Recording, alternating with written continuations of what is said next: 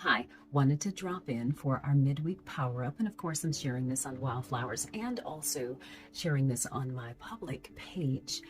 So turn with me, if you will, to Acts, the 14th chapter and the first verse.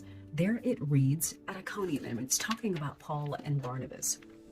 At Iconium, Paul and Barnabas went as usual into the Jewish synagogue. There, they spoke so effectively that a great number of Jews and Greeks believed.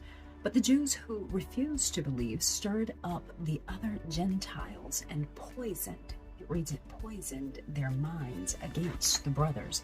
Of course, I'm reading the NIV version here. So one thing that really caught my attention was an anchoring mindset, an anchored mindset. So of course we see that Paul and Barnabas, that they are anchored in the Lord, and it talks about how they spoke with the boldness. If you go on and you'll read that, it talks about how they spoke with boldness and confidence because the Spirit of the Lord was upon them.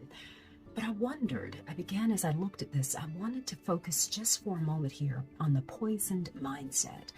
My heart wondered, what is it that anchored them?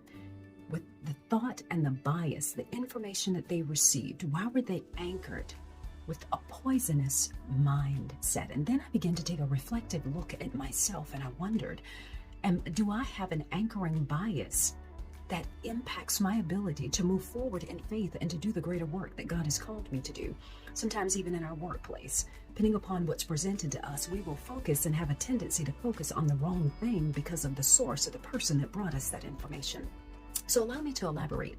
An anchoring bias, it is real. It is a cognitive bias where people rely too heavily on the first piece of information they receive. It's that bit of information that becomes the anchor when making a decision, even if that initial information is not particularly relevant to the decision at hand. We attach to it.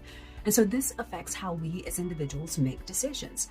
So the Bible does not explicitly reference anchoring bias, as the concept was not developed until modern psychology. But there are principles and teachings in the Bible that encourages individuals to seek wisdom, to get understanding and discernment, and to avoid being influenced by external factors that may cloud our judgment. Okay, when we become so anchored to a specific plan or specific thought of a plan of action or thought, we can end up filtering all the new information through that framework and that we initially drew up in our head, and this distorts our perception. This makes us reluctant to make significant changes to our plan. We chart a course and we may be headed in the wrong direction. Even if the situation calls for a change, we are reluctant to change. So when God says, don't lean on your own understanding, he's talking about this anchoring bias. When he says, in all that getting, get an understanding. When he says wisdom, he's talking about wisdom and prudence here. This is his way of telling us to be mindful of your anchoring bias. Let me also say that the experience you had yesterday doesn't necessarily mean that you're going to have the same experience today. Allow people the grace to change. Allow yourself the grace to change. And don't just box people in because you're anchored by some information that may be misleading you to the greater experience that God has for you. So, blessings for you today. I look forward to, drop a comment, chat there or something.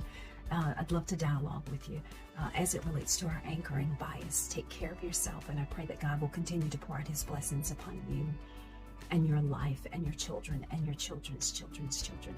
Until next time, take care. Thank you for your time. Bye-bye.